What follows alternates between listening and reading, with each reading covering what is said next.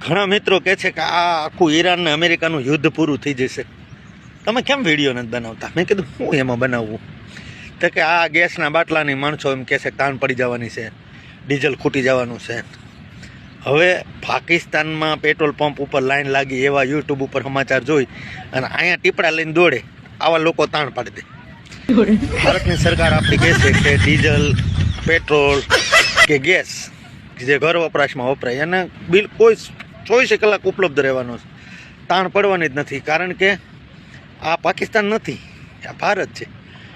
પાકિસ્તાનમાં શું છે કે પાકિસ્તાનમાં ઈરાન ને એ ખાડી દેશમાંથી એક જ વિકલ્પ હતો, જ્યાંથી એને ઉધાર લેવાનું હોય.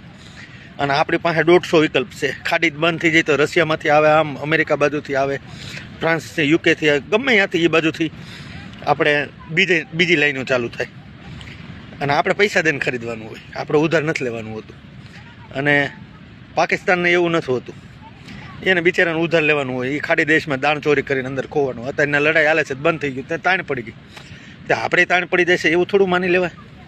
હવે જેને આખા વર્ષનું 2 બેરલ ડીઝલ વાપરતા હોય એવા ટ્રેક્ટરમાં 4 બેરલ નાખી ડીઝલ ભરાવા આવે. મેં જોયા છે પછી કોઈ દિવસ મળવાનું જ ન હોય એ રીતે. એટલે આવા લોકો તાણ પાડી દે.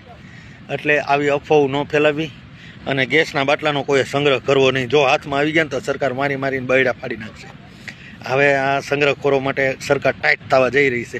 જરૂર હોય એટલું લેવું, બાકી કાંઈ તાણ છે નહીં. આપણી આગળ ઘણા રસ્તા છે. જય હિન્દ, જય માતાજી. અને આપણે બેઠા છીએ અહીંયા અત્યારે જો ધોળી દીધા ડેમ મારી પાછળ દેખાય લોકેશન, ફર્સ્ટ ક્લાસ. અહીં ઠંડુ વાતાવરણ છે.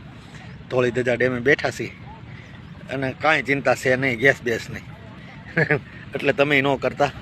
અને જો તમને વિડીયો ગમ્યો હોય તો શેર કરી દેજો. અને વિડીયો હમણાં તો નહોતો બનાવતો એનું કારણ તબિયત બરાબર નથી, B12 ઘટી ગયું હતું એટલે આરામ કર્યો થોડાક દિવસ, નેટ આરામ. હવે અહીંયા આવ્યો છું સુરેન્દ્રનગર બેનના ઘરે અને ધોળી દીધા ડેમની મુલાકાત લેવા જ લીધી. એટલે હવે વિડીયો બનાવ્યો છે આજે. કેવો લાગ્યો લાઈક ને શેર કરજો, કોમેન્ટ કરવાનું ભૂલતા નહીં.